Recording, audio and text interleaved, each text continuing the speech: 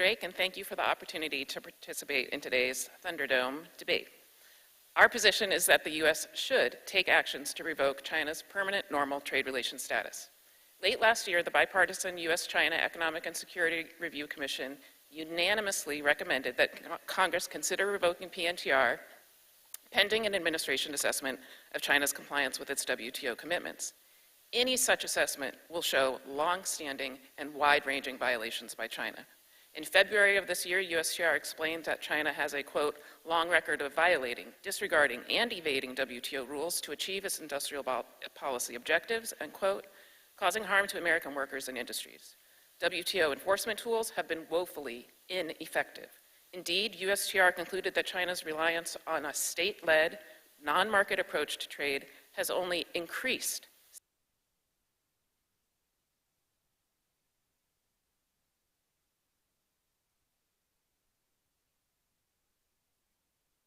Drake, and thank you for the opportunity to participate in today's Thunderdome debate.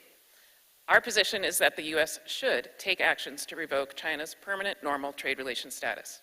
Late last year, the bipartisan U.S.-China Economic and Security Review Commission unanimously recommended that Congress consider revoking PNTR pending an administration assessment of China's compliance with its WTO commitments. Any such assessment will show long-standing and wide-ranging violations by China. In February of this year, USTR explained that China has a, quote, long record of violating, disregarding, and evading WTO rules to achieve its industrial policy objectives, and, quote, causing harm to American workers and industries. WTO enforcement tools have been woefully ineffective.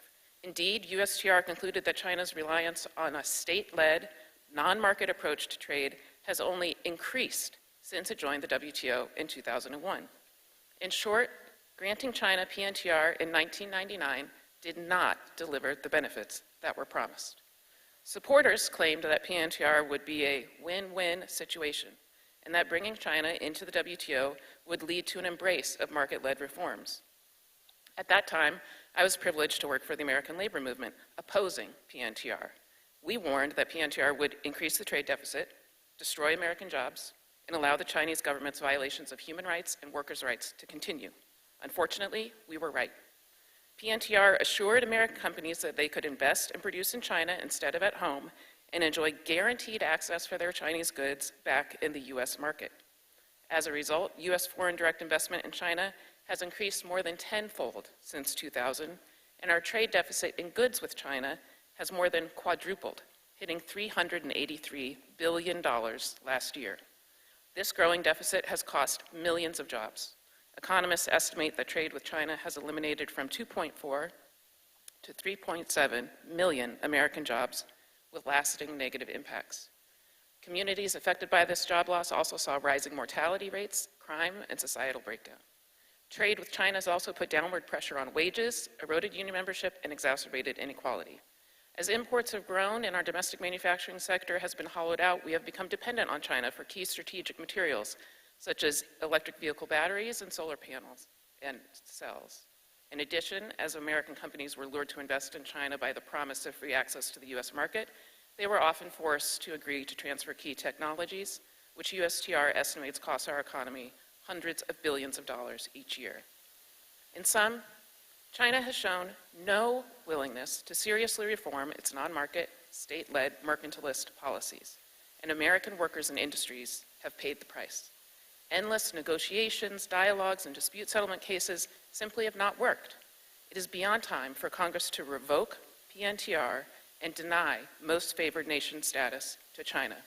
After it does so, Congress should then establish a new tariff regime for China based on the strategic goals of shrinking our trade deficit, reducing our dependence on China for critical goods and technologies, creating good American jobs, rebuilding domestic supply chains, and advancing our economic and national security. Thank you. Team 1. Team 2, you have 4 minutes for your opening statement. Thank you, Chairman Gallagher, and good afternoon. We're here to argue that revoking permanent normal trade relations with the People's Republic of China is not in the best interest of American families, American workers, or American businesses. Removing PNTR is a declaration of economic war with China, an abrupt and destabilizing decoupling of the world's two largest economies. It will hurt the United States and undermine ongoing efforts to work with like-minded countries to reduce our exposure to China. First, let's consider American families. If we revoke PNTR, taxes Americans pay on some goods would increase from the current level of 25% under the trade war tariffs to 50 to 60%.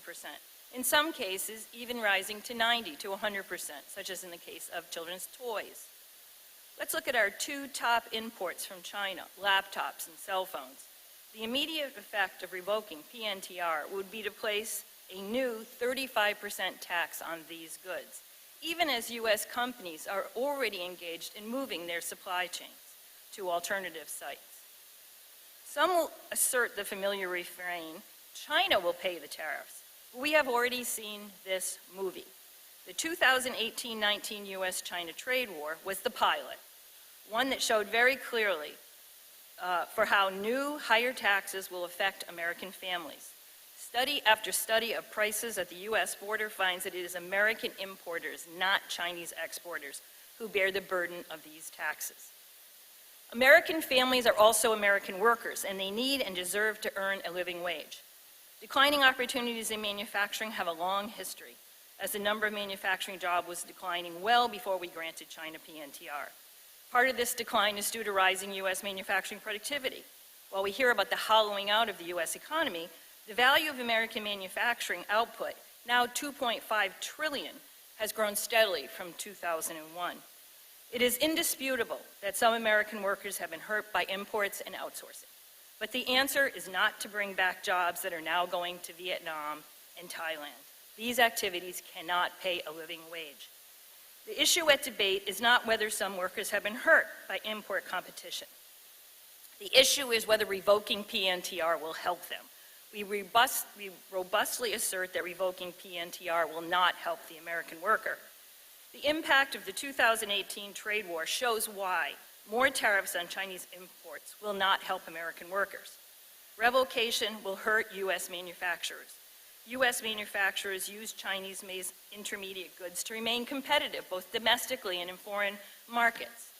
In fact, it's medium-sized manufacturers that rely most on these inputs. High tariffs on Chinese intermediate goods will put thousands of manufacturing jobs at risk. We also know that China will retaliate in ways that hurt U.S. exporters. This predictable response threatens an estimated 1.1 million American jobs supporting U.S. exports in manufacturing, logistics, and services. Revoking PNTR will create jobs, just not in the U.S., in Vietnam, Thailand, and Mexico. These locations are exactly the places that gained U.S. market share during the trade war. These new exporters are deeply tied to China, from whom they receive investment in the components for products that are then shipped to the U.S. Revoking PNTR will not make supply chains shorter, more transparent, or more secure. They will make them longer, more opaque, and less secure. Thank you. Thank you to Team 2 and Team 1, both for staying within the time limit. The gauntlet has been thrown down. The Thunderdome has truly begun. Team 1, you now have 3 minutes for your rebuttal. Thank you, Chairman. First, on the issue of the fact that revoking PNTR would allegedly be too abrupt or would create a war is, I think, overblown. I think the proposal that I suggested is that Congress consider an alternative tariff structure for China. So not just kick over China to what's called column 2 of the non-most favored nation, which is what was done with Russia and Belarus, but take a more considered approach, look at the intermediate inputs, look at the impacts in different areas of the economy, and adjust the tariffs on China to specifically address the threat that China poses to American workers, to our economy, and to our national security. And certainly treating China like every other country in the world with most favored nation status does not achieve those goals of having a strategic, targeted, comprehensive approach to our tariff policy with regard to China. In terms of the costs that will be imposed, yes, the imports will bear additional costs, and that is the purpose, that is the goal of the policy. I agree that any honest debater would say that it's the importers that bear the cost. Sometimes the Chinese producers will absorb some of it, But that's the purpose. It's to change incentives in the market. It's to change incentives to no longer source from China, to source from our friends and allies, or to source domestically. And so they have to have that bite to have their intended effect. In terms of the U.S. manufacturing sector, yes, it has been on decline for a while, but the studies by economists show that that was greatly accelerated by China's accession to the WTO and the resulting increase in our trade deficit. And in terms of retaliation, I think that's something that we've seen in the 301 context, where the Chinese retaliation has much less impact than our measures, and that's because our trading relationship is so lopsided. For every dollar of exports we have to China, we import $3.50 worth of imports. They are much more dependent on our market than we are on theirs. Let's use that leverage to meet our economic and national security goals. We have, of course, higher GDP. We also have higher consumption as a percentage of GDP. That's because China is so dependent on this hugely imbalanced trade surplus that's disrupting economies all over the world, but especially our economy is disproportionately negatively impacted by China's continued trade surpluses. And China could do a lot of things to address this. It could stop subsidizing its companies. It could cut down on economic overcapacity in its state-owned enterprises. It could allow its workers to organize, join unions, and bargain for higher wages that would allow them to increase consumption. The choice is China's, what it wants to do to try to reach a more balanced relationship. A lot of those reforms would actually help the Chinese economy as well, but they have shown no willingness to do that, and for us to continue to pretend that they are just another WTO member and we are not allowed to consider any other tariff approaches is simply self-defeating. Thank you, Team 1. Team 2, you now have 3 minutes for your rebuttal. Thank you, Mr. Chairman, members of the committee. It's an honor to be here today. I'm glad to hear Elizabeth say, and I agree with her, that we should reduce tariffs on intermediate goods imported from China used in made-in-USA manufacturing. Unfortunately, we don't have a 301 exclusion process anymore, despite the requests of many to the Biden administration to institute that. And so what's the result? The result is almost 200,000 lost jobs in the United States since the 2018 tariffs were introduced because American manufacturers can't get the parts that they need at an economical cost to make things in the United States. That's the case for my company. We make mainframe computers in one place in the world only, Poughkeepsie, New York. We import lots of parts and components, many of which we can only find in China. Believe me, we've looked elsewhere. We've paid tens of millions of dollars in tariffs over the last 5 years, which is just added cost. In fact, tariffs on intermediate goods create incentives for American manufacturers to move their production outside the United States, where they can get cheaper, non-tariffed inputs from China. So PNTR is the bluntest of blunt instruments. It's like taking the last 5 years and amping it up to the maximum volume. It would inflict enormous self-harm on our economy with little economic or strategic benefit. Imagine, Mr. Chairman and members of the committee, you as elected officials, if I advocated to you, came to you and said, you should vote for a 35 to 70% national sales tax tomorrow, imposed on things like t-shirts, tennis shoes, and toasters. I doubt most of you would think that's a very good idea, but that's what revoking PNTR would do. As Mary said, it would create jobs, but not in the United States. It would create more jobs in places like Vietnam and Taiwan, where the intermediate good production would move to, and it would probably move jobs out of the United States in manufacturing because we could get access to cheaper inputs by making the same thing in Mexico or another country.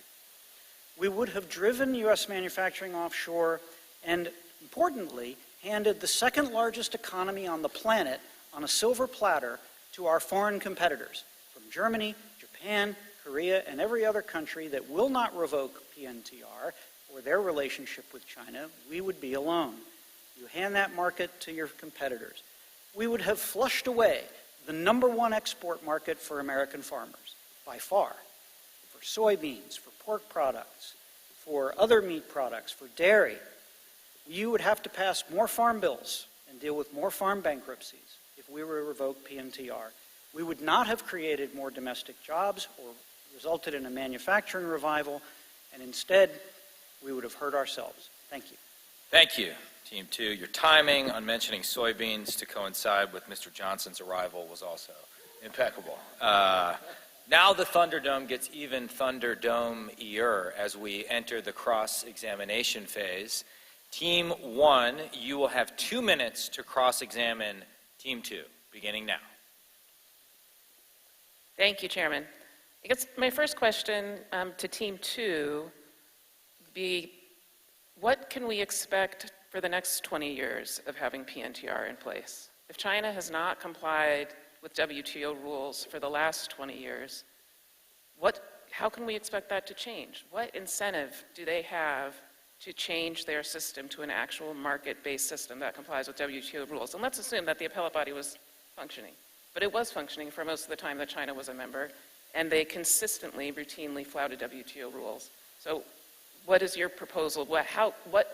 If the promises that were made in 1999 haven't been met, why would we expect that they would be met now? Well, there's no question that China has turned away from economic reform, particularly in the last 5 years. In fact, some of the choices of the Chinese leadership to turn away from the goose that laid the golden egg, the fact that they were getting richer because they were moving toward a more capitalist economy, they've done more harm to themselves than we could ever do. So I don't disagree that China has not met all of the WTO commitments, but I think it's important we recognize the China of 2000 was moving in a market-oriented direction. WTO reforms were part of that. Those reforms were largely implemented, and for the first 5 to 8 years, they were mostly followed. Unfortunately, China has overreached and has turned away from economic reform, and our policy needs to adjust as a result. It did adjust, you could argue, with the 301 tariffs, which is a great test case. The question, I think, Elizabeth, really is, do we dial it up to maximum volume? Do we revoke PNTR because China has not lived up to every commitment? I think given the amount of self-harm that would create for the U.S., that would be too blunt of a reaction. Now, Team 2, you get to cross-examine Team 1 for 2 minutes. Keep in mind their strategy here, which is they could also try and filibuster during the 2 minutes. It's a very short period of time. We're not senators, but we are familiar with this tactic here in the House. But your 2 minutes begins now. So I would ask a question. We've had a bit of a pilot project or a test case of what raising tariffs would mean over the last 5 years. The tariffs imposed by the Trump administration and continued by the Biden administration were supposed to fix the trade deficit, repatriate jobs, open China's market, and not hurt Americans. But the U.S. trade deficit in goods is at an all-time high. We have not created significant new jobs, particularly in the manufacturing sector, as a result of the tariffs. In fact, we've lost 200,000, as I mentioned, according to the Tax Foundation. American companies have paid over $150 billion in tariffs, $1,500 negative impact per consumer, and it has not produced the bonanza of U.S. purchases that were promised. So why should we think that it makes sense, if the pilot project hasn't worked, to triple down and revoke PNTR? Thank you. Well, the U.S. trade deficit with China did peak in 2018. It did decline after the 301 measures were imposed. The U.S. International Trade Commission did a very detailed study of the impact of the 301 tariffs as well as the Section 232 steel and aluminum tariffs. It found that the 301 tariffs only increased domestic prices for competing products by about 0.2%. So it was not runaway inflation that was created. Obviously, the price of the imports themselves increased, but that was the intention. And also, there was an increase in domestic production in a number of the sectors that were covered by the 301 tariffs. There were even stronger increases in the steel and aluminum sector, where we also saw increased investment, et cetera. So tariffs can be part of a toolbox of policies to encourage domestic manufacturing. We also need to invest in manufacturing. With this administration, this Congress have done a great job at. So it's one piece of the puzzle, and I do not think they have been a failure. I think that they have had positive impacts, and we can refine that by giving Congress the power to shape tariff policy. Time has run out. I'm going to deviate slightly from the script and make my staff very nervous. I'm willing to entertain up to 2 questions from members, but your answers will be limited to 1 minute only. And I believe Mr. Auchincloss from the great state of Massachusetts has the first question. Oh, yeah, you need a microphone. Here.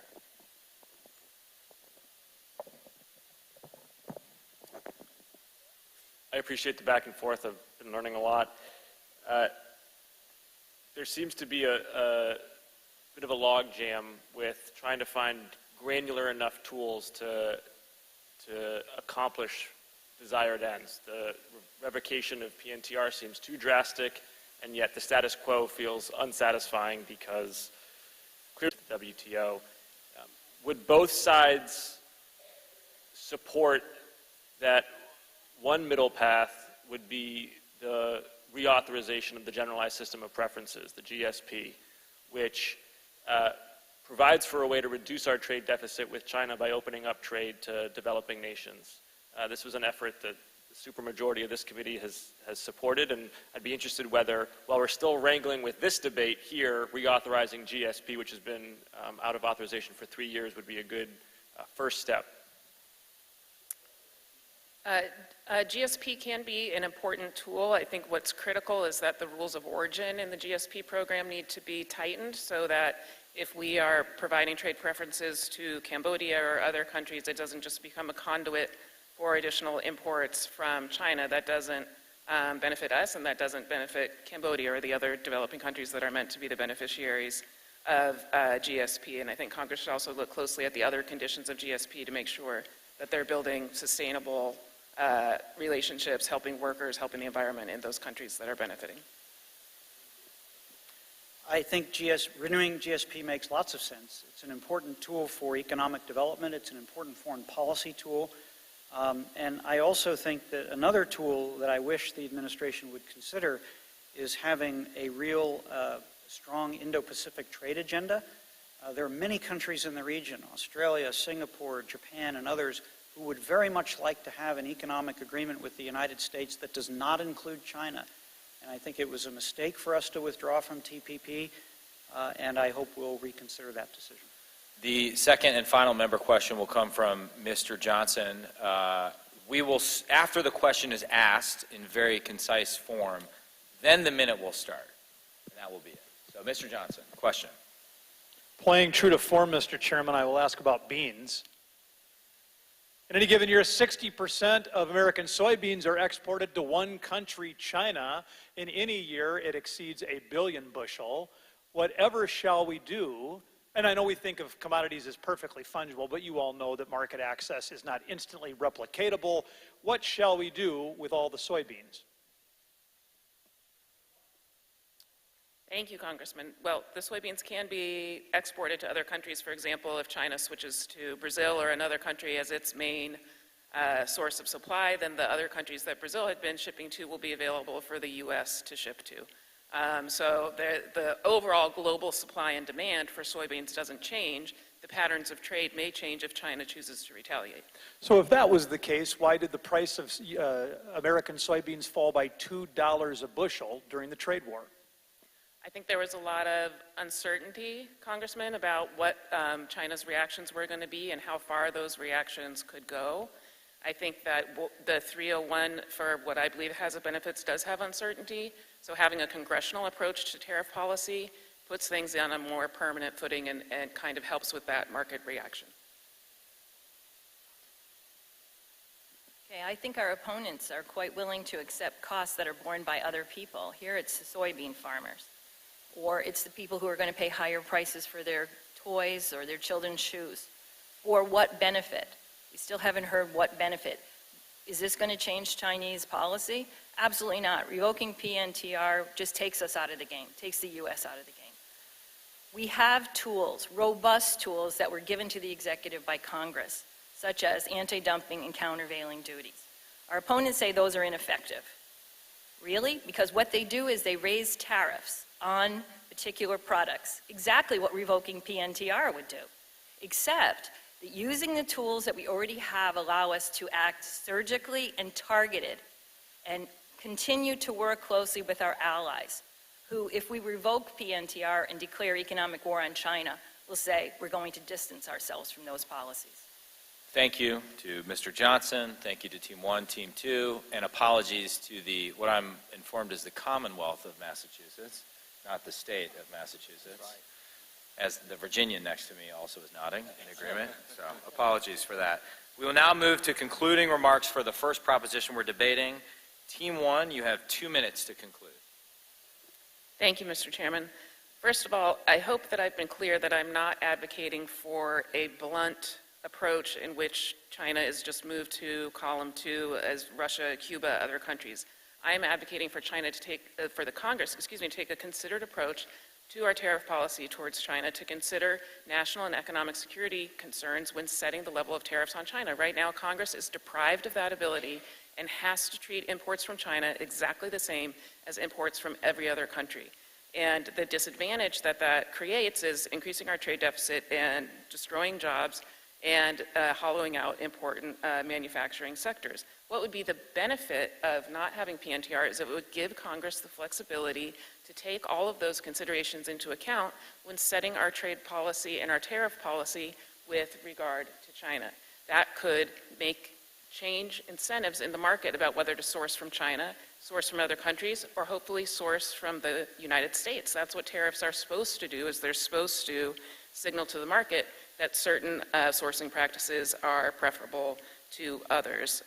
In terms of AD/CVD, no one loves anti-dumping countervailing duties more than I do, but those cases take years to put together, to bring, and the thresholds are so high that it cannot address the kind of systemic disadvantage that we're facing in our competition with China. Those tools need to be strengthened. There are very good proposals in Congress to do that, but they alone cannot address the enormity of the problem that we are facing with China. The other point that I would make is that what we have done is created a permanent incentive mechanism for U.S. firms to shift investment out of the United States to China. That needs to change. It can be done through investment measures, but tariff policy also needs to be a piece of that puzzle. For all of these reasons, Congress should consider revoking PNTR for China. Thank you, Team 1. Team 2, you have 2 minutes to conclude. Thank you, Chairman. We're not here to prosecute the last 23 years. No, we're here to consider what is best for the American people today. Revoking PNTR for China reduces American prosperity and strength. American families, workers, and business owners will pay a steep price for this action, yet we will remain tied to China through longer, less transparent, less secure supply chains. As far as opening up new tools for the Congress has already given us a system of administered protection. If those tools need to be strengthened, this is the place to take that up. Is Congress really going to begin to write line item tariffs for trade with China? We've already set the principles under which the United States of America will levy tariffs. They're good principles. The tools that we have are strong tools. We should use them. Lastly, let me say that we need to continue to work with our allies to create new places for business investment. The belief that U.S. investment in China is there to ship exports back to the United States is simply false. The Bureau of Economic Analysis data shows that 85% of what is produced by U.S.-owned multinationals in China is sold to China. American companies are in China to sell to China, and that creates jobs back here at home. So, in closing, let me say that I think that the cost will be borne by a few people.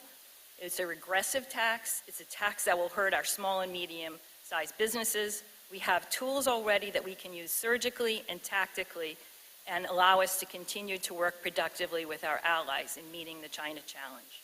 Thank you. Thank you, Team 2. That concludes the first round of our Trade Thunderdome debate. Let's give both teams a round of applause. Now, I'm about to pass it over to the ranking member who will moderate round 2. I just want everyone to know we have a highly scientific process here. We have a team of judges in a non-disclosed location analyzing every word, verbal cues, neuro-linguistic programming, and there's a scorecard that will emerge at the end. But I'm just curious, I'm going to ad-lib this. Who in the audience, and this may not be free from endogeneity here, raise your hand if you think we should revoke PNTR based on what you just heard. Okay. I guess raise your hand if you side with Team 2 that we should not do that. It seems as though Team 2 has persuaded the audience. Again, but I don't know who these people are. They could be plants, for all I know. So that was just an unscientific poll. So let me hand the microphone over to the ranking member, Raja Krishnamoorthi, for our second proposition. Thank you so much. Good afternoon. I'm going to begin with a little bit of an opening statement and then go to the second proposition. Today we're having a robust debate about trade policy, and we're having it because although Americans want reasonably priced goods and services, they're deeply dissatisfied with the trade imbalance right now in our relationship with China. We had record trade in 2022, but we had nearly a record trade deficit. We imported almost $400 billion more than we exported.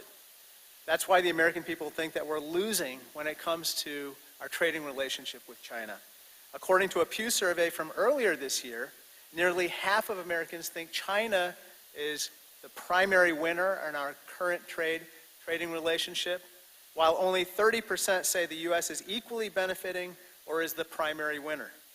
My constituents have various questions about our unbalanced trading relationship. First, they ask, how did this happen? They suspect the PRC refuses to play by global trading rules by enacting lax and environmental laws and engaging in forced technology transfer, IP theft, cyber espionage, and economic coercion like we heard in our hearing last week. Second, they ask, how do we fix this trade imbalance? They sense that producing more at home and opening new markets abroad where partners play by the rules should be a key component going forward. Finally, they ask why we allow critical products affecting our economy, national security, and healthcare to be almost completely manufactured in China. For example, during the early days of the COVID pandemic, we were almost entirely dependent on China for personal protective equipment such as masks and face shields. When China failed to ship enough PPE, for instance, my wife's hospital ran out of PPE. This is a picture of my wife. She improvised by going to Home Depot and buying this welder's face mask from Home Depot, making her into this samurai doctor looking spectacle. Americans are willing to trade with others, but they don't want to solely rely on other nations for items central to our economy or critical to our health or security. We owe the American people answers to these questions today, and I hope in round 2 and round 3 we'll continue to address some of these questions. Can I just quickly say, Mr. Barr's informed me that helmet is made in his district. So Hey! there you go. Thank you. Inform your wife. I will do that. Okay, so here's the second question for our debate. Should the U.S. impose countrywide export controls on sensitive technology exports to the PRC, or should it favor an entity-by-entity approach? Team 2, you get to start this round. Both teams will have 4 minutes for opening statements, 3 minutes for rebuttal, and 2 minutes for cross-examination. Both teams will then have 2 minutes to conclude, and we'll try to involve member questions again. So, Team 2, please begin. Thank you. Thank you, Mr. Krishnamoorthi. Our position is that the United States policy on export controls should be one of imposing precision controls that target the most sensitive technologies and their acquisition by the most dangerous end users. The primary security focus, we believe, should be on country-wide controls for specific, well-delineated technologies, using the approach of building higher walls around smaller gardens. Now, this is hard work, and I can say from personal experience, having administered these controls during the Bush administration when I served at the Commerce Department, it requires detailed technical parameters be written that must constantly be monitored and adjusted as technology upgrades. And it must be applied in areas that are sometimes hard to define. How do you define machine learning or artificial intelligence if you want to regulate its export to China?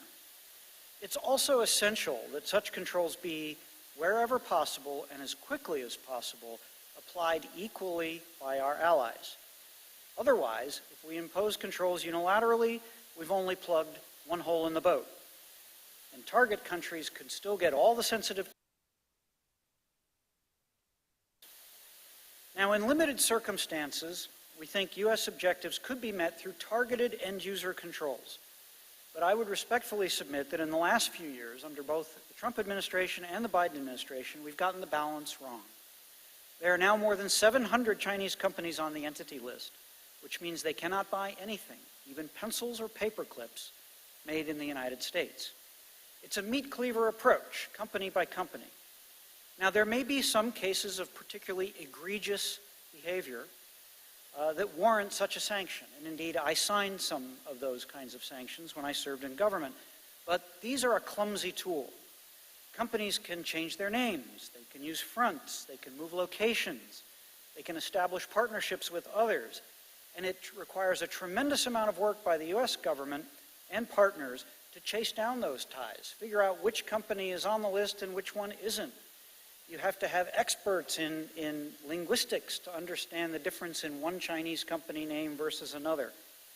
It's a bit like playing whack-a-mole at the beach arcade, which I do with my kids. It's very satisfying. You whack the mole, but they pesky things come up again. I would argue that putting companies on the entity list gives an impression of doing something, but I think we should put much more emphasis on doing the harder and more strategic work of identifying choke point technologies, controlling them, and getting our allies on board. That's what will do the most to protect our security, and that's what the FIRMA-ECRA bill, passed by Congress by an overwhelming majority, including, I believe, most of the members of the committee serving then, that's what the bill called for. And yet, 5 years later, we have a lot of work left to do.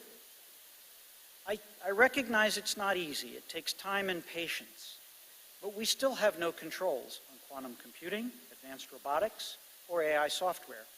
There were some initial controls on AI-capable chips last October, which may be about to be revised again. But that's the place where we should put our emphasis rather than playing whack-a-mole with the entity list. Finally, I would say restrictive and unilateral controls tend to erode economic competitiveness without achieving our security objectives. We can avoid the hard work of bringing allies on board, as we did on the semiconductor tool controls with Japan and the Netherlands. We need more of that. Thank you. Okay, thank you. Team one. Thank you. I'd like to offer perspectives from having been on the front line of the U.S.-China economic war for the last 20-plus years. Over the last 20 years, we built China's economy through tech transfer rather than investing in our own economy. Export controls failed to step up to meet the challenge. Today, according to the Australian Strategic Policy Institute, China leads in 37 of the 44 emerging technologies with potential for a monopoly in many of them. China's military is growing faster than our own, and China's stockpile of nuclear warheads is rapidly increasing as well. American businesses traditionally believed that if we transfer technology to China and make some money, our businesses would nonetheless dominate. But that has been wrong.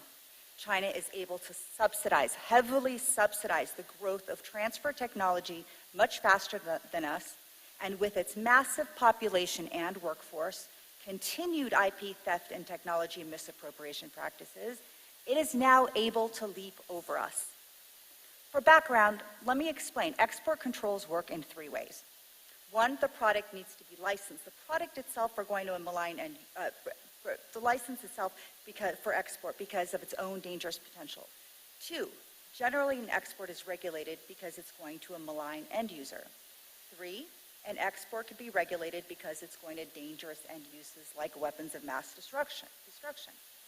And when companies obtain licenses from the Commerce Department for their exports to China, those licenses often come with stipulations from the government. For example, the Commerce Department says that the technology that's being transferred must stay with that specific Chinese recipient. It can't be transferred to another Chinese entity without the U.S. government's authorization. It cannot be used for dangerous capabilities and so forth. But do you think for a minute that the Chinese companies will comply? Absolutely not. Is this just my opinion? Absolutely not. China has a series of laws that demand noncompliance. China's anti-foreign sanctions laws let me emphasize, prohibits Chinese persons and entities from complying with U.S. and international restrictions, including U.S. export controls and sanctions. China's national intelligence law also states that entities in China must support the state's intelligence work at all times. China's national security laws mandate the same. Comply with Chinese government directives rather than foreign laws to advance the CCP's objectives. And even more so, the Chinese government regularly limits and often prohibits the U.S. government's end-use checks, so we're not able to detect instances of export control violations within China. That's a mandate from the Chinese Ministry of Commerce. So when the question arises as to whether an entity-based controls work better or countrywide controls, my answer is informed by these facts. Our licenses are already entity-based. We export to an entity and the license has stipulations. China has been and will continue to evade entity-based controls in addition to the entity list. And it's easy to do. Just acquire the control technology or transfer it through another company like a subsidiary, and it's super easy to do when you have the CCP support. In light of all this, the fact that we're licensing with a 93% approval rate sensitive technologies to China, is that sound? Is it rational? That is not a rational policy. China's been misusing American technology to build its own hypersonic capabilities in violation of U.S. export control laws. China's been supplying the Russian military, Iran, with sensitive technology, sensitive U.S. technology in violation of U.S. export control laws. And China's violated controls on technology to indigenize semiconductor manufacturing at home within its own borders at a scale that dwarfs ours. So what do we need to do? We need to be much more serious about export controls and be much more forward-leaning. Thank you. Thank you. Team 2, your 3 minutes for rebuttal begins now. Well, I think we agree on the point that China is interested in acquiring advanced technology. The question is what to do about it. I'm not sure what the argument of the other team was. It sounded to me as if it might be that we just need to have an embargo on all technology items going to China. Again, a very blunt approach. Export controls are meant to be focused on items that are of strategic importance, but that also have commercial use. And the whole idea is to define what it is that we're worried about. If we don't want China to have anything, I suppose we could have a complete trade embargo, but I don't think that's what the other team is calling for. The question is, what kinds of controls make sense? I would also caution against the notion that China is ahead of us in everything. And I would offer this thought. Look at what's happened in the semiconductor control area. Look at what happened after Huawei was put on the entity list. The Chinese have dumped probably $100 to $200 billion of subsidies into their domestic semiconductor industry over at least the last 10 years. They can't make the things, okay? The subsidies are not working. And how do we know that? Because we put an export control or put Huawei on the entity list and they can't get chips from us and they are in very deep trouble. So that's not to say that they don't have this aspiration and that that's not a threat. It very much is. But I think we have to avoid a reaction saying, you know, China's out to kill us, they're ahead of us on everything, so we have to stop everything. That really sells the American innovation economy short, in my opinion. We are actually ahead in most of the critical technologies that I mentioned, quantum computing, AI, semiconductors, robotics, and so forth. The question is how to preserve that leadership. And I think the right way to do it is to say, these are the technologies we're concerned about at this level of technology that cannot go to China. When I served in the Bush administration, we actually did differentiate between end users. We said you could sell it to a civilian end user, but not the military. That was in 2005, 2006. That's no longer an appropriate distinction to make because of the civil-military fusion program that I know all of the members of the committee are very familiar with. So instead of trying to divide between entities and having that whack-a-mole game with the entity list, I argue we need to do the harder work. And the especially hard work is saying we want to control this for these reasons and getting the allies on board. The Biden administration did a good job getting the Dutch and the Japanese on board with the semiconductor tools. It's going to be harder in AI because there are more countries that have that capability. But if we don't do that work, then China gets the technology and it's not in our interest. Thank you. Thank you. Okay, team one, rebut away. Thank you. So there's some troubles with our opponent's argument here. Can you First of speak all- into the mic? Yes, I'm sorry. I have some trouble with our opponent's arguments here.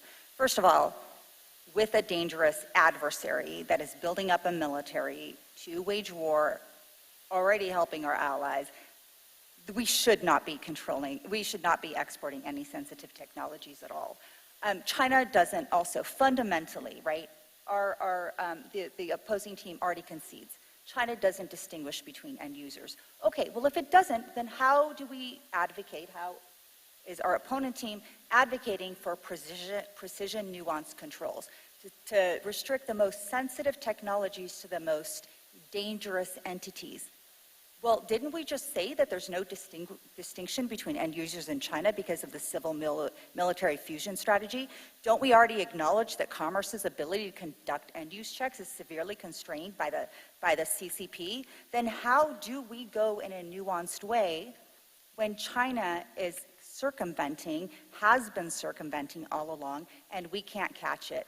High walls, narrow fence. I'm sorry, when you're trying to stop an opponent in a race, you put as many hurdles in front of them as possible. You put one hurdle, they are going to overcome it. Example, we've been begging ASML, the Dutch company with the technology to make the most leading edge chips. We've been asking them to not export technology to China. Despite that, China's at 7 nanometers. People are going to say, oh, well, China's throughput isn't good.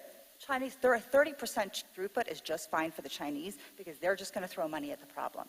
Multilateral controls versus unilateral controls, yes, we absolutely have to ultimately get to multilateral, but that doesn't mean we wait until all of our allies walk in lockstep with us at the exact same time. The United States needs to move first to demonstrate to our allies that this can be done, and also, importantly, to provide to them top cover. They will not move first until the United States move first.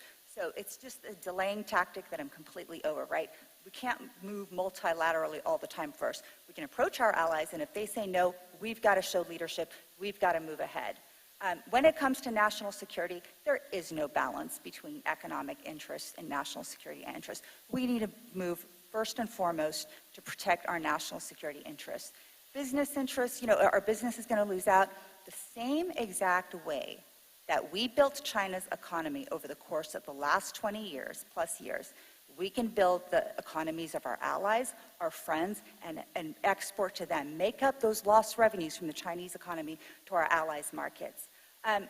If we continue with this nuanced way, we're just playing the whack-a-mole game, we're wasting our resources, and we need to be building up America rather than wasting resources playing whack-a-mole with China. Thank you. Thank you. Now we begin cross-examination. Team 2, you have 2 minutes. Thank you. Well, we've heard some controversial claims with little evidence. I think our colleagues overstate the role that U.S. firms have had in building Chinese science and technology. I think American companies and the American government have learned a lesson, and they're smarter than that. I also think that when we view this as strictly zero-sum, we lose any ability to understand what nuanced and precision-focused policy might be. And yet that's exactly what we are advocating for, to prioritize technologies, focus on targeted entities, and then really provide the resources for us to make these controls work. The opposing team argues that national security trumps economic security. I would argue that economic security is essential for national security. And when we look at our tech companies, we see that some companies in the chip design sphere are plowing 40% of their revenue back into, their profits back into R&D. In other words, we need healthy companies to continue to support U.S. military. We have the world's best technology because we have the best technology companies. And so it's very important for us to consider the economic health of our companies along with other considerations in national security. If we don't pursue, if we pursue policies that are restrictive and overly broad, the world will just build around U.S. companies, U.S. companies or inventors will move offshore, and we'll lose the ability to maintain our cutting-edge technology that supports and undergirds our national security. Thank you. I'm going to let Rob Whitman ask a question now. I'll give him 2 minutes, I guess. Go ahead. And you just tell us who you're directing it to. Thank you, Raj. I'd like to go to the Honorable Padilla. In your perspective on tactics, you say that countrywide export controls need to be precision controls when it relates to sensitive technology exports. How do you accomplish this when China has a stunning lead in 37 of 44 technologies, both critical and emerging technologies, in defense, space, energy, and biotechnology? How does precision counter a tactic of economic carpet bombing in these critical elements of our economy? Well, Congressman, when I say precision, precision doesn't mean not tough. Precision means you don't try to control things that are generally available on the global market, that are commodities that the Chinese can buy anywhere. What it means is you impose tough controls on the things that really do matter. Let's take semiconductors, for example. Semiconductor industry moves very fast. The product life cycle is generally 18 months. We should be controlling and have been historically controlling the latest cutting-edge semiconductors, and 2 or 3 generations behind that, we've been saying cannot go to China. And that's been U.S. policy really for the last 20 years. That to me makes more sense than saying to Intel, you can't sell a chip that is 10 generations behind state of the art to go into an Apple iPhone that's made in Shenzhen and then sold all over the world.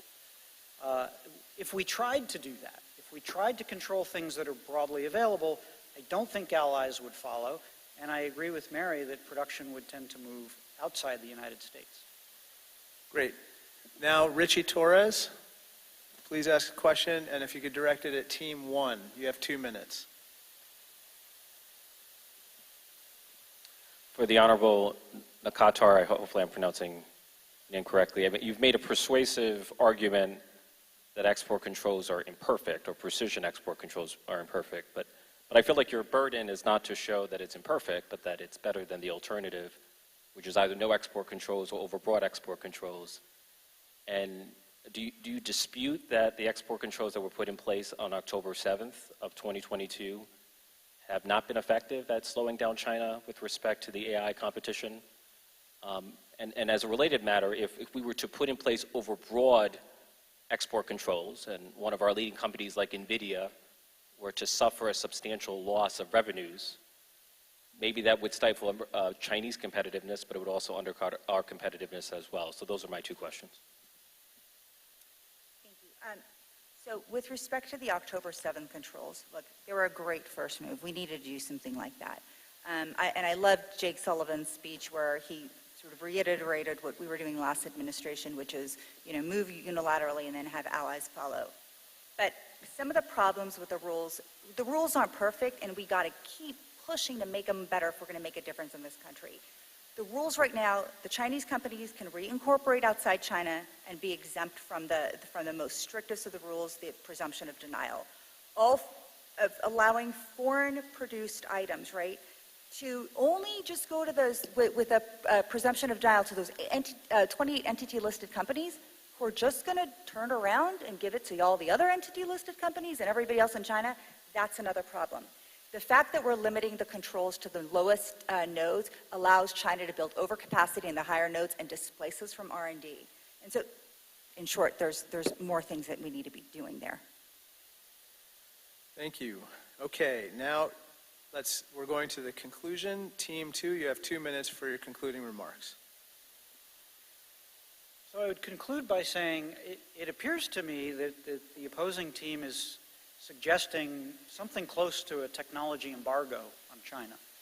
Just as they advocated for the cutting off of PNTR, a very blunt instrument that would hurt America, a technology embargo would also hurt America. As with PNTR, it's unlikely that any allies would follow suit. The United States would be acting alone, trying futilely to control technologies that are long ago decontrolled and widely available on the global market. And by trying to capture too much, the risk is we won't pay attention to stopping what really is important.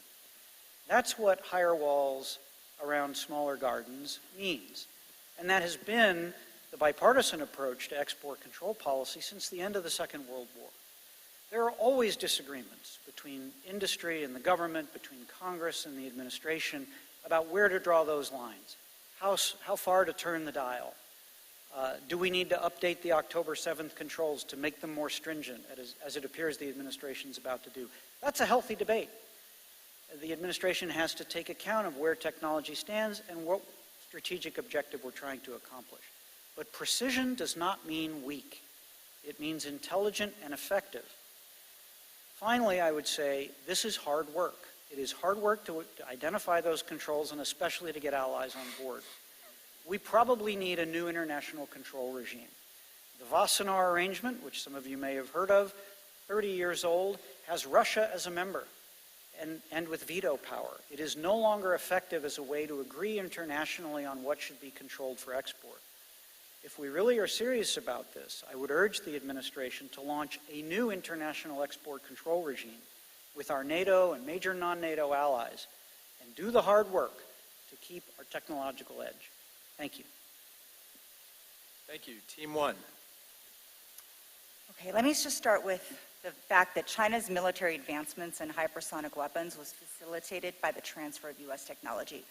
One company's short-term profits years ago now threatens global security. Our export control system failed. We need to fix it. So yes, absolutely. I am for a position of embargoes on sensitive critical technologies to all of China because of the signal fusion and all of the ways this China circumvents. If we transfer it to an entity, it will fall into the wrong hands. Precision, we keep using the word precision. What does that mean when you're looking at within China?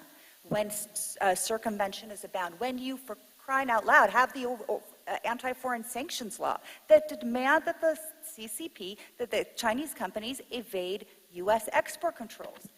So we've got to really not use fancy words and be really practical in what we're talking about. We are talking about, our semiconductor export controls to China. We talked about it a second ago. They're still not working because we've given exemptions to companies. And Undersecretary Estevez just a few weeks ago or a month ago basically just stated that he's going to give those exceptions to those companies for 1 more year. So really, do we have the controls? I would probably say no, not right now. And then companies need R&D money? Absolutely. So let's say you send some control technology to China, and China just gives you a little bit of money. That money that you have pales in comparison to the money that the CCP is going to give that company to grow that technology, the workforce, everything that's going to throw at it, so that in comparison, the few $1 million the U.S. got pales in comparison to how the CCP has been able to grow that technology and displace the Chinese entity. Look, I'm a realist, and when I look at the Chinese economy and I know how it operates, we cannot trust the transfer of anything sensitive to it, not when it's an adversary. Thank you. Thank you. That concludes round 2. Thank you to the ranking member. We are now going to move to our third and final question in what has been a very spirited debate thus far, not since Lincoln versus Douglas, or Nixon v. Kennedy, or Musk versus Zuckerberg has a debate this robust rocked the halls of Congress and the social media landscape. So we hope to continue that spirit leading into the third and final round, where we'll be debating the question: venture capital, private equity, and other direct investments, which account for around 15% of all U.S. capital flowing into China. 15% of all U.S. capital flowing to China. If venture capital and private equity funds are banned from investing in Chinese emerging tech companies, should similar controls be placed on access to American capital markets? Team 1, you're up first. As always, 4 minutes to open, 3 to rebut, 2 to cross-examine, and 2 to close. So Team 1, take it away. Thank you.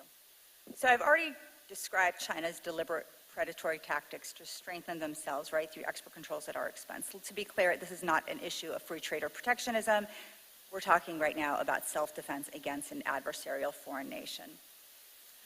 One of the major areas where there's gaps in our laws in preventing China's growth is the absence of capital flow restrictions to foreign adversaries.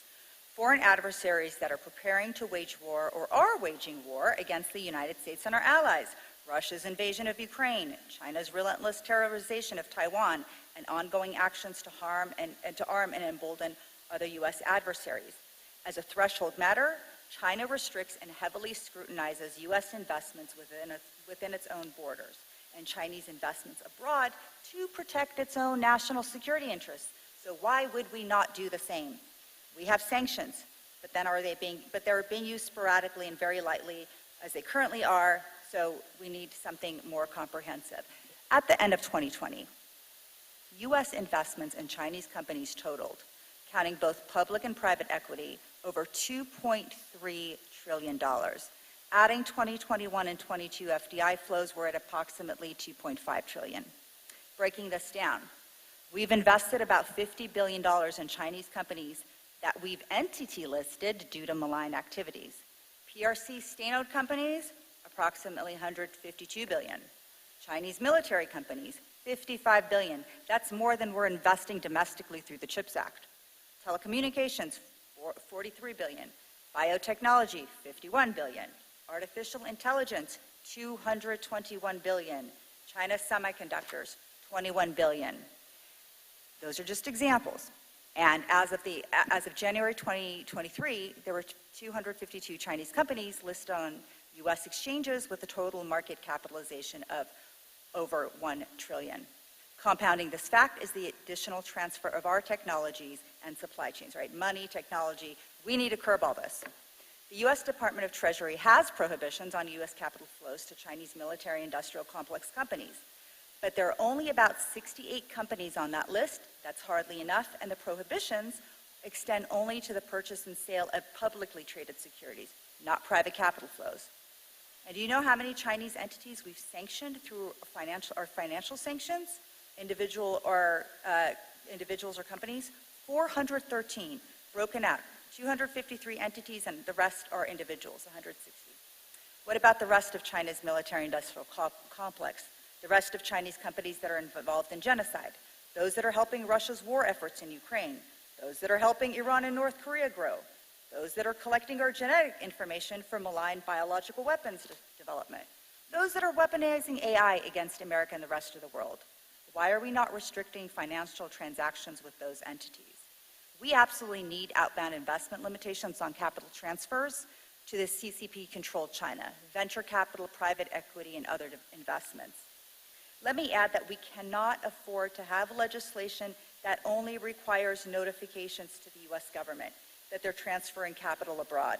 That's just kicking the can down the road. The U.S. government already has the ability to review these companies' activities with China through their SEC filings, to know their investment exposure. We have census data. Guys, we already know what's happening. And the more we make the weight, the more we're allowing our dollars to strengthen the CCP. Time is running out. The Chinese Communist Party has already announced that it is planning a war sometime between 2024 and 2027. We cannot wait any longer. We need to strengthen our capabilities at home rather than China's. Thank you. You are recognized for 4 minutes.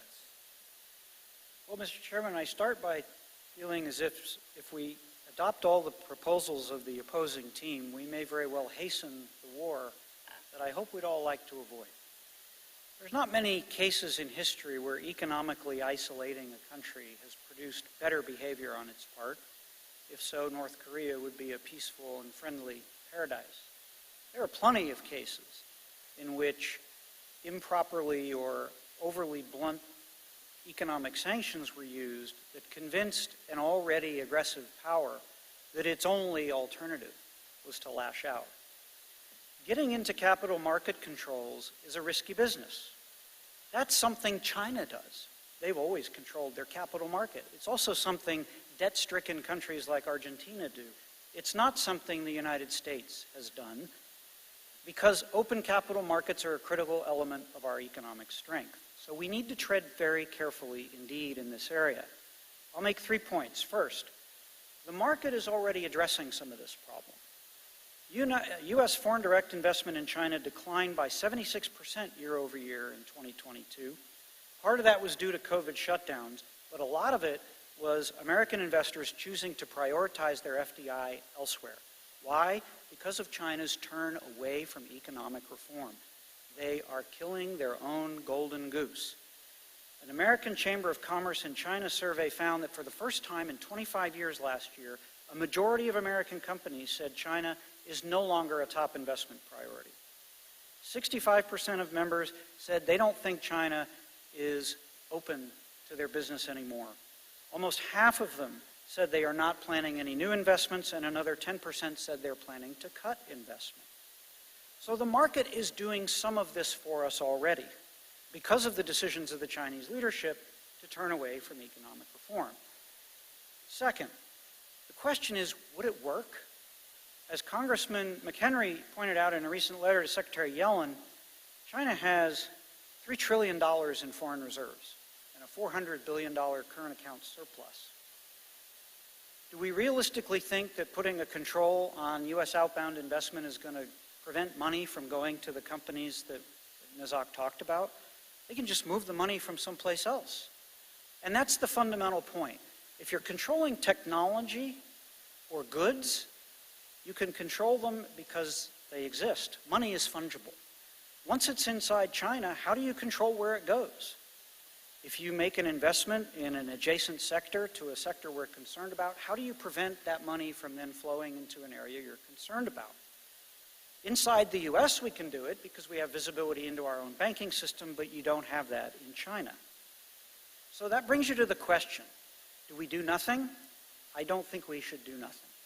In fact, the Business Roundtable has said that there is a good case to be made for restricting U.S. investments from venture capital or private equity funds into Chinese companies in certain sectors if those investments are accompanied by management or technical expertise being transferred to the company that's being invested in.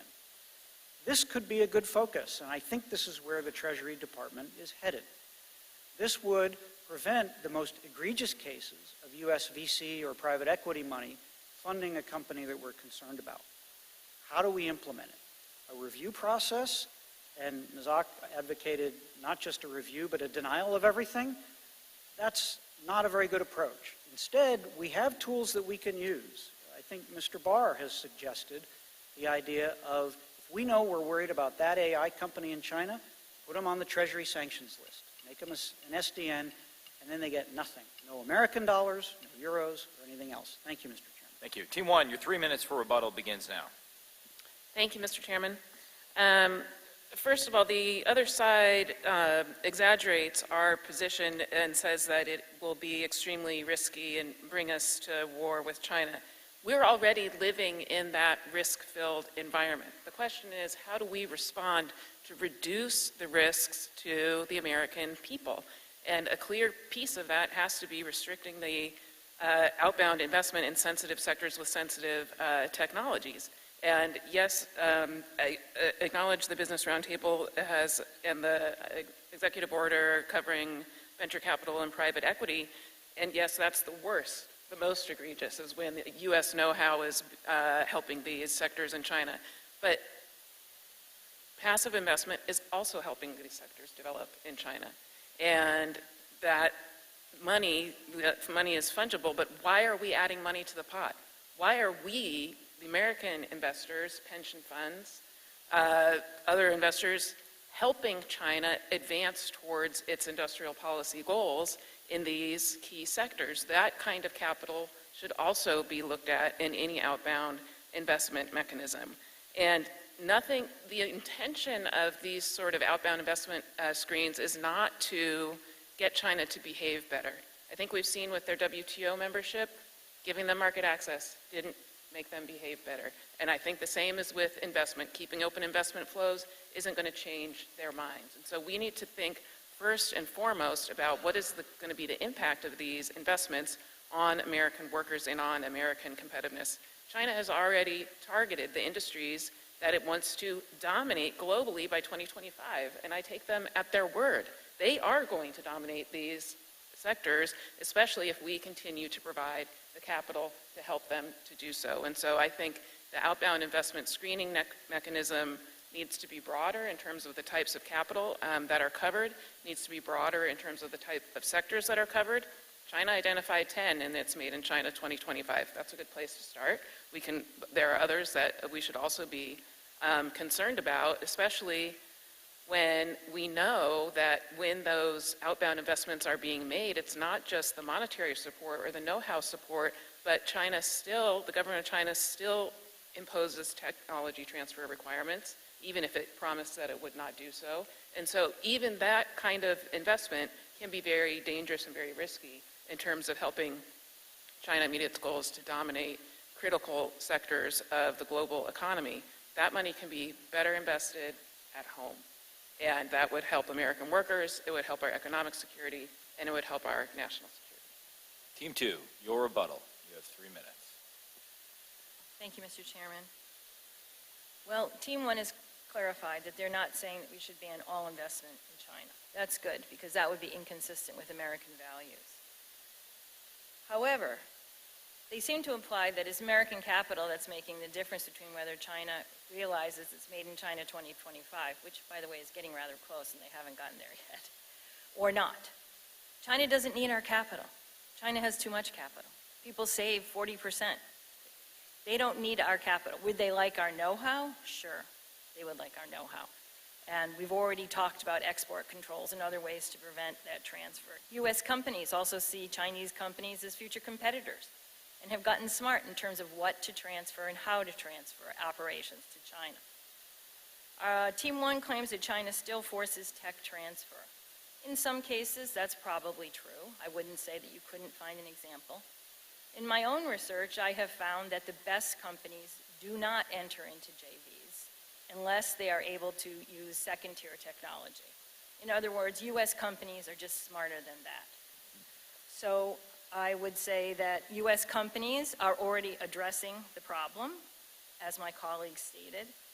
The U.S. government is already addressing the problem by setting up a limited review process. We don't need to go any further in terms of limiting U.S. investment into China. Compete, cooperate, confront. We can't only be about confront. We have to compete as well. And I think U.S. companies see opportunities in China where they can, yes, earn a profit, not a dirty word. They can create jobs here in the U.S. to support those operations. And we should be encouraging healthy competition between the two countries. Why? First of all, it's good for U.S. businesses, keeps them innovating, keeps them fresh. Secondly, it allows us to transfer those profits into future R&D and keep the U.S. technological edge. Clearly, there are some areas where we're concerned about. We've already covered those, I think, at great length. And adding more sort of sledgehammer-type investment restrictions simply is just not helpful. Thank you. Thank you. Because we're running low on time, I'm going to move to a member question. Mr. Barr. Mr. Padilla, I like your argument that capital market controls is typically something that we would see from China, not the United States, and also that capital flows are fungible. I sympathize with that. But Dr. Lovely, Americans still hold $1.2 trillion in Chinese debt and equity securities. So that's they need that money, I think. So what is the better way to restrict investment in Chinese entities that threaten our national security? Is it the precision, as you say, Mr. Padilla, of OFAC, SDN, full blocking sanctions, high walls on fewer gardens? Or is it a multi-agency reverse CFIUS or National Critical Capabilities Defense Act type blunt instrument, and why? 1 minute. I think it's in most cases the former, Mr. Barr, and the reason I say that is because I participated in CFIUS when I was in government. regulators often like the approach of saying, bring it all in for a review, we'll have a look-see, and if we see something we don't like, we'll let you know. It's sort of the Potter-Stewart approach to regulation. We'll know it when we see it, right? They won't tell you what's prescribed. They'll just say, bring it all in for review, we'll let you know. You'll get that phone call in the middle of the night saying you can't do it, or maybe 3 or 6 or 12 months later you'll be allowed to proceed. That's the way China regulates. It should not be the way we regulate. Whatever regulations we decide on, they should be transparent, clear, and efficient. We should say, this is what you're not allowed to do, this is who you're not allowed to invest in, and we make it, and everybody plays by the same rules. And I think your recommended approach of using the SDN list would accomplish that better than the idea of a review mechanism, which is what we seem to be heading toward. Mr. Auchincloss. I'm going to ask a complementary question to what Mr. Barr asked. It seems like the disagreement we're hearing in this the second and third parts of this debate is not so much that China poses a threat in technology and its use of capital, but the degree of confidence we have in our ability to define the garden, to what size the garden should be, and how good the government is at building a wall and preventing people from scaling it and doing it in a predictable way. And I wonder if we're thinking about it in the wrong way. Instead of saying the U.S. government in a centralized way is going to control who can invest in what, and Mr. Padilla, you point out how challenging that can be to enforce, and it gets out of whack very quickly. We instead define not entities but outcomes. And Dr. Wu, who's with us today, has proposed a liability-based regime in which companies are liable for outcomes from their investments or actions. To say you are liable if your investments or if your tech transfer produces A, B, or C outcomes in CCP military capability. You are liable for prosecution of the Uyghur people. You are liable for any malfeasance with genetics collection, et cetera. And we can define outcomes quite clearly, but put the onus on the private sector on a case-by-case basis to abide by them. So people can plant wherever they want, to continue with the analogy, but they have to also keep the weeds out on their own. Is this something that both teams could subscribe to, or do you think that you need to have the entity list and the 5 Ws defined by government ahead of time? So I think the liability idea is a very good one, but I think that's something that would be a piece of the puzzle and not a replacement for an outbound investment screen or the export control measures that we've been discussing, because it takes some work to discover that the violation has happened, to mount the case, and it's always going to be after the fact. And the goal of both the export control regime and the outbound investment regime is to prevent the harmful transaction from happening in the first place. And in many cases, it can't be unwound. Now, obviously, if a company knows it's going to be liable, hopefully that will create an incentive not to engage in the bad behavior. But sometimes the company may think, well, this isn't going to cause a problem at all. They said that it's purely for a civilian use, and then it ends up in military hands. And at that point, liability alone isn't going to be enough to fix the problem. So it's a very creative proposal. It's a very helpful piece of the approach, but I don't think it can substitute for preventative screens to prevent technology and investment in dangerous and critical areas. Quickly, we'll give you a minute. No. I think a liability approach is an interesting one. I would want to specify the liability is enforced by a government agency and not by the plaintiff's bar. I don't think we want to create a private right of action for people to sue companies, because we've got enough of that already. Okay. Dr. Dunn has a question. Thank you very much, Mr. Chairman. Kudos on the format to you and the ranking member. Such a great group to listen to. It's been very fascinating. My question's on the de minimis tariffs. Obviously, these have been in place since 1938. Government raised the de minimis threshold just to make it easier on themselves collecting tariffs on low-value imports, and it does simplify the process. I want to know what your opinion is. How important is it for us to close the de minimis loophole, which is, it's up to $800 now, and of course China is sneaking around the edge, and they're not the only country, and they're shipping things, to Mexico and then one by one to us, and getting around it that way. So I was wondering, how important do you think it is to close that? Because it looks like it's a whole lot of money coming in at a little bit at a time. To whom do you want to direct your question? I'm sorry, who feels, let's... Dr. Lovely. All I right. think there's some concern about de minimis that's surely legitimate. De minimis, however, we have to remember, was to expand opportunities for trade that didn't require the apparatus of having a licensed customs broker, et cetera. So it was to promote trade. I think that we should be trying to get de minimis raised in other countries. We're here in the United States trying to expand access to the internet and to e-commerce for rural locations, for small entrepreneurs, small crafters, et cetera, who could use this mechanism to earn income. And we see it entirely through a national security lens instead of through an economic development lens. I think that we have methods for screening these packages. As you have stated, we already have rules. There is some circumvention of the rules for sure. But we have failed, I think, in expanding de minimis in other places that would allow our small and family-owned businesses to take advantage of e-commerce and grow their own incomes. Ms. Torres. My question. May I briefly respond that I would greatly support closing the de minimis loophole. It's a huge loophole. It's been especially exploited by China, by companies that set up their entire corporate structure to bring in small packages that are under the threshold, that escape duties, that escape regular customs inspections, that may not be complying with health and safety requirements, may be violating intellectual property. And this may have been a common sense loophole as it was conceived, but it's been completely turned on its head. We've had the exception gobbling up the rule.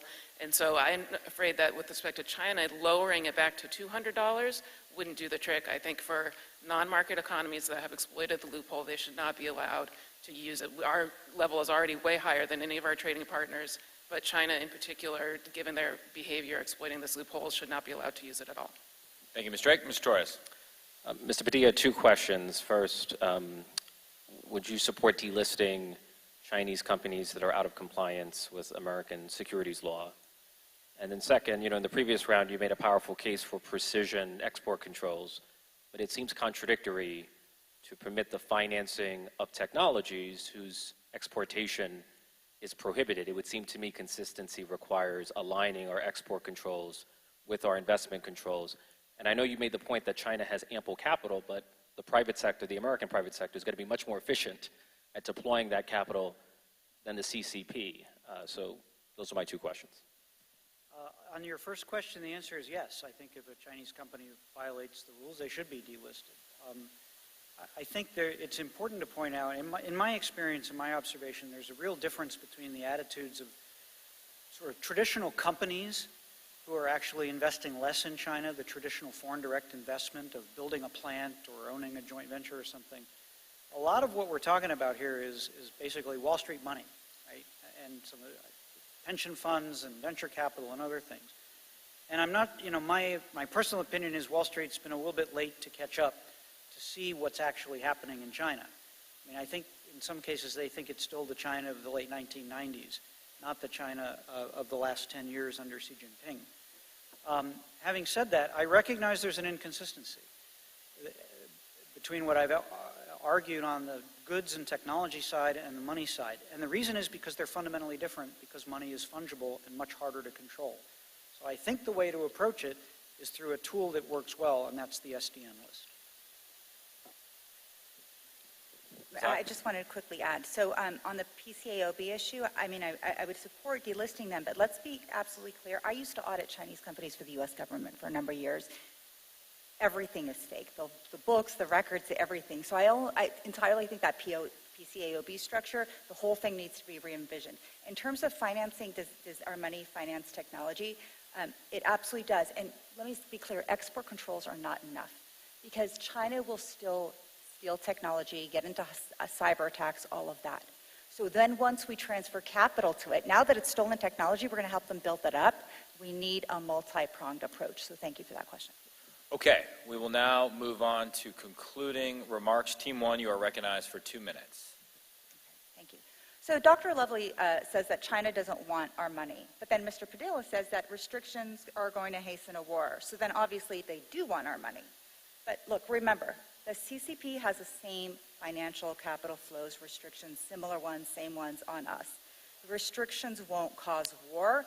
The CCP's malign ambitions will. The only deterrence is to restrict capital flows to prevent the CCP from growing stronger. They depend on our money, so we need to use that as leverage. And we're not talking about unilateral or multilateral, all that. If we restrict capital transfers, our allies will do the same, and then we're able to slow China down. Look, let me be clear. This is a zero-sum game. Every dollar invested in CCP China is a dollar away from U.S. enterprise and the economies of our allies. And if we want to maintain America's position as the leader in the global world order rather than the CCP, then we need to invest at home. And ideally, that wouldn't be just the U.S. government's position. I hope that American corporations will also believe in building America's capabilities as well. We have young men and women putting their lives on the line to defend this nation. We cannot ask them to do that when we are simultaneously strengthening our adversary. We are at an inflection point in this country. We either choose America or we choose the adversary. We cannot have it both ways. In sum, remember, the more we invest in China's economy, the more money that businesses transfer to China to avail themselves of China's distorted capital structure, forced labor, other market distortions. The more American businesses build China's capabilities rather than our own, then the more we are weakening our position and allowing China to dominate the global economic order. In this way, we're accelerating the demise of capitalism and our market-based system. We need a fundamental change. Thank you. Thank you. Team 2, you have 2 minutes to conclude. Yeah, if trade and investment were a zero-sum game, that means that you only have winners and you only have losers. Why would there be any trade and investment then? Why would the losers trade and invest unless they're all stupid? Trade and investment are not a zero-sum game. They never have been. They are a win-win game done intelligently. And when I hear this debate, and what we hear from our opponents is China is very big, it's very scary, it's overtaking us, we're falling behind, the end is near. I remember the comments of Larry Kudlow, who was President Trump's national economic advisor. And he said, you know, we should have more confidence in our own system. America works, and we work because we are open. We're open to trade and investment and capital and ideas and people. That is our secret sauce. We don't want to compete with China by being more like China. The record of state capitalism, particularly the kind, it's not even state capitalism anymore, the record of turning away from economic reform such as we've seen in China the last 10 years is a record of failure everywhere it's been tried. So I think we should respond to China not by being afraid of China. I think we should respond intelligently and effectively to the fact that the China of today is not the China of 20 years ago. We need to dial up our export controls. We need intelligent foreign investment restrictions. We may need even to make better use of our trade tools, as Dr. Lovely explained. We should not abandon the relationship. To do so is to run up the white flag as America, and I don't think that's what any of us want to do. Thank you. Thank you. Thank you to both Team 1 and Team 2. Thank you for all of our debaters for a very spirited exchange, and I found this to be fascinating. In the original Mad Max Beyond Thunderdome, the saying was, 2 men enter, 1 man leaves. But in this case, in this Thunderdome, we have all left smarter than we were when we entered this Thunderdome. So thank you, and please join me in thanking our participants for an incredible debate.